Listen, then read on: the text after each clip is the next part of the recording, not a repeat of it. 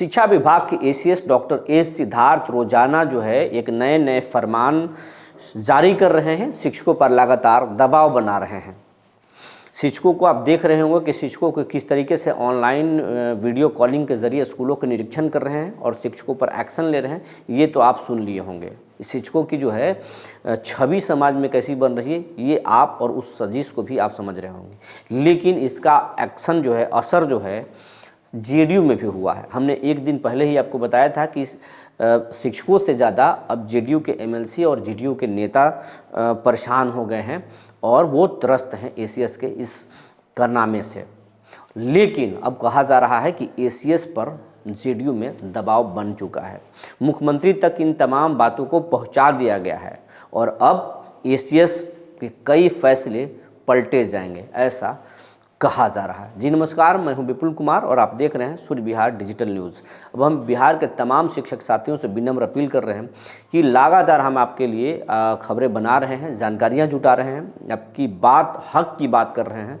सरकार जो गलत कर रही है उसके खिलाफ आवाज़ उठा रहे हैं, तो आपका भी दायित्व तो बनता है कि आप हमारे इस चैनल को सहयोग करें। सहयोग के बदले कोई शुल्क नहीं मांग रहे हैं, बल्कि ये कर रहे हैं कि अगर आप यूट्यूब पर सूर्य बिहार चैनल को अब तक सब्सक्राइब नहीं किया तो सब्सक्राइब कर लें, बेल आइकन को दबा लें, ताकि हमारी खबरें सबसे पहले आप तक पहुँचे और इस चैनल को भी बड़ा होने में मदद मिले। अब खबर आपको विस्तार से बताने जा रहे हैं।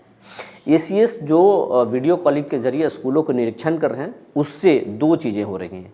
एक तो शिक्षकों की छवि समाज में ख़राब हो रही है कि शिक्षक कितने लापरवाह हैं, कितने गैर जिम्मेदार हैं कि वो अपनी ड्यूटी भी नहीं बजा रहे हैं और लापरवाही का जो है सरकार पर ठिकरा ये फोड़ते हैं कि सरकार उनकी बातें नहीं मान रही है, समय पर भुगतान नहीं हो रहा, पेमेंट नहीं मिल रहा है या उनकी सरकार नहीं सुन रही है। इसको एक्सपोज कर रहे हैं एसीएस। लेकिन दूसरा पहलू ये है कि जिस तरीके से सरकार लगातार नीतीश कुमार की जो है सुशासन के बारे में चर्चा की जाती है कि इनके समय में स्कूलों की तस्वीर बदल गई है, शिक्षा की तस्वीर बदल गई है। बच्चों के बारे में नीतीश कुमार हमेशा बोलते हैं कि पोशाक मिलता है, हमने दिया बच्चों को, बच्चों की संख्या स्कूलों में बढ़ गई, स्कूलों को हमने पूरी तरह से बदल दिया, बच्चियां अब साइकिल से जाती हैं। लेकिन निरीक्षण के क्रम में जब वीडियो कॉलिंग पे जब बात कर रहे हैं एसीएस, तो सरकार की कई सारी दावों की पोल खुल रही है। स्कूलों में पुआल रखा हुआ हो तो फर्श जर्जर है, तो बिल्डिंग जर्जर है, तो कहीं बच्चे बरामदे में पढ़ रहे हैं, अपना बिल्डिंग ही नहीं है। तो ये चीज़ें जो है वो सरकार की विफलताओं को जो है उजागर कर रहा है और इन दोनों चीज़ों से जो है जेडीयू के नेता असहज हैं। उनका कहना है कि अगर शिक्षकों की छवि अगर ख़राब हो रही है तो भी सरकार की शिकायत है कि अब इतने दिनों से सरकार कर क्या रही थी। दूसरा कि शिक्षकों के अंदर जो है गुस्सा भी भड़क रहा है।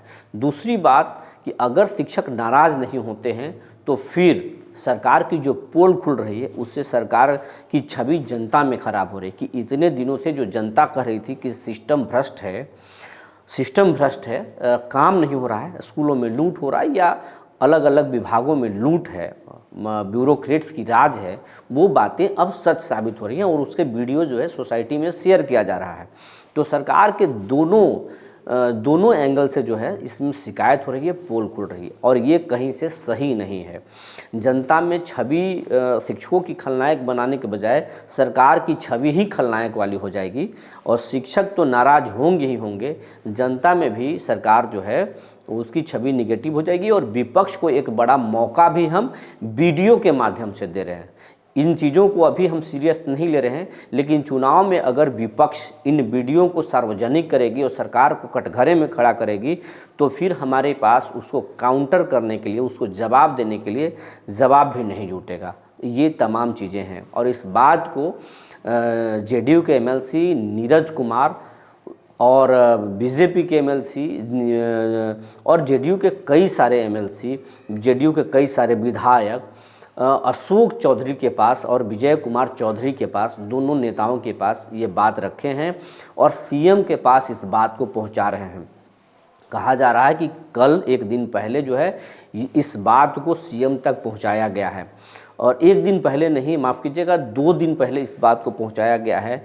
तो इसी के दबाव के बाद एसीएस के आप देखे होंगे कि एक दिन पहले एसीएस एक महिला टीचर से पॉजिटिव बातें कर रहे हैं कि आपके बारे में हमने सुना है कि आप जो है अच्छे से पढ़ा रही हैं, बहुत अच्छा कर रहे हैं, आप लोकल जो है इनपुट से लोकल तरीके से उनके लैंग्वेज में पढ़ा रहे हैं, बहुत अच्छा है। तो ये एसीएस जो पॉजिटिव बातें अब करने लगे हैं, अब पॉजिटिव चीज़ों को भी दिखाने लगे हैं वीडियो कॉलिंग के ज़रिए से, उसी दबाव का नतीजा है। और अब तो ये कहा जा रहा है कि दबाव पूरी तरीके से बनाया गया है, अंतर कलह चरम पर है जेडीयू में। लेकिन जेडीयू के कुछ नेता चाहते हैं कि यह सही हो रहा है, चीज़ें थोड़ा सा शिकायत तो ज़रूर होगी लेकिन परमानेंट ठीक होगा शिक्षा विभाग, ये कुछ लोगों का कहना है। लेकिन जो जानकार हैं, जो एक्सपर्ट हैं, जो लंबे समय से चुनावी चीज़ों को समझ रहे हैं, उनका कहना है कि दोनों ही स्थिति में ठीक नहीं है। हमको स्कूल ठीक करना है, लेकिन इन वीडियो को जारी करने से कोई फ़ायदा नहीं है। जो जांच हो रहा है वो जांच करें एसीएस, लेकिन इन वीडियोज़ को सार्वजनिक ना करें।